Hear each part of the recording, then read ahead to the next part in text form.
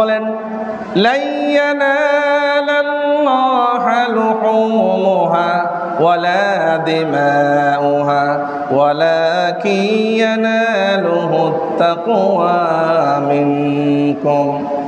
আল্লাহ বললেন আমাদের কুরবানিকৃত পশুর রক্ত মাংস আল্লাহর নিকট পৌঁছাবে না, ওয়ালাকিন ইয়ানালুহুত তাকওয়া মিনকুম, কিন্তু তোমাদের কাছ থেকে তাকওয়া কি উদ্দেশ্য মনের ভিতরে ধারণ করে কুরবানি করেছো, সেই তোমার নিয়ত, অন্তরের নিয়ত, পরিশুদ্ধ নিয়ত নিয়ে যদি কুরবানি করে থাকো, তোমার অন্তরের পরিশুদ্ধ নিয়তটি আল্লাহ পাকের কাছে পৌঁছে যাবে। সুবহানাল্লাহ।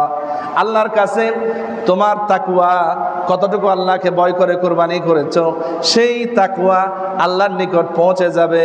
সুবহানাল্লাহ। এরপর আল্লাহ পাক বললেন কাযালিকা সাখখারাহা লাকুম, আল্লাহ বললেন অনুরূপভাবে এই প্রাণীগুলি, জন্তু জানোয়ারগুলি তোমাদের জন্য আমি অনুগত করে দিলাম। সুবহানাল্লাহ। এই পশুগুলি তোমরা খেতে পারবা। বর্তমান বাংলাদেশে প্রতি বছর 50 লাখ থেকে 60 লাখের মতো প্রতি বছর পশু কুরবানি হয়ে যায়। এখান থেকে পশুর গোশত, পশুর রক্ত আল্লাহর কাছে কোনো প্রয়োজন নাই। আল্লাহর কাছে প্রয়োজন হলো শুধুমাত্র তাকওয়া। সুবহানাল্লাহ। এরপর আল্লাহ পাক বললেন যার তাকওয়া পরিশুদ্ধ হবে, আল্লাহর ভয় অন্তরের মধ্যে ধারণ করে যে কুরবানি করবে, আল্লাহ পাক বলেন সে আল্লাহ পাকের বড়ত্ব, মহানত্ব, আল্লাহর তাকবীর ঘোষণা করবে।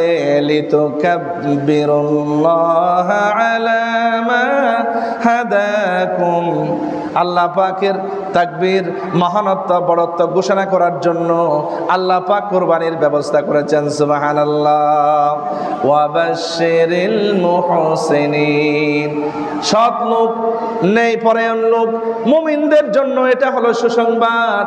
সুতরাং আল্লাহর কাছে যেটা দাতব্য, আল্লাহ যেটা মুমিনদের দেখবেন সেটার নাম হলো তাকওয়া। সুবহানাল্লাহ।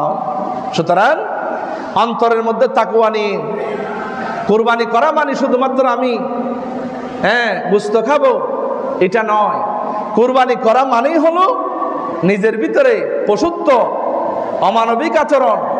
আজকে গোটা বাংলাদেশের বুকে দেখা যায় নিজের স্বামী স্ত্রীকে জবাই করতেছে, মদ খেয়ে জবাই করতেছে, নিজের মা সম্পত্তির জন্য কলিজার টুকরা ছোট্ট মেয়েটাকে জবাই করতেছে, নিজের বাবা মেয়েকে দর্শন করতেছে।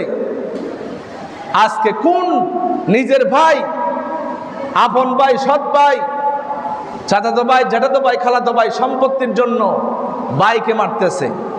সুতরাং এই প্রতিহিংসা, পশুত্ব, হিংস্র মনোভাব অন্তর থেকে এগুলা খুলে বের করে ছুরির মাধ্যমে জবাই করার নামই হলো কুরবানি। সুবহানাল্লাহ, সুবহানাল্লাহ। এই জন্য সম্মানিত হাজিরিন, আল্লাহর ঘরের মেহমান বৃন্দ,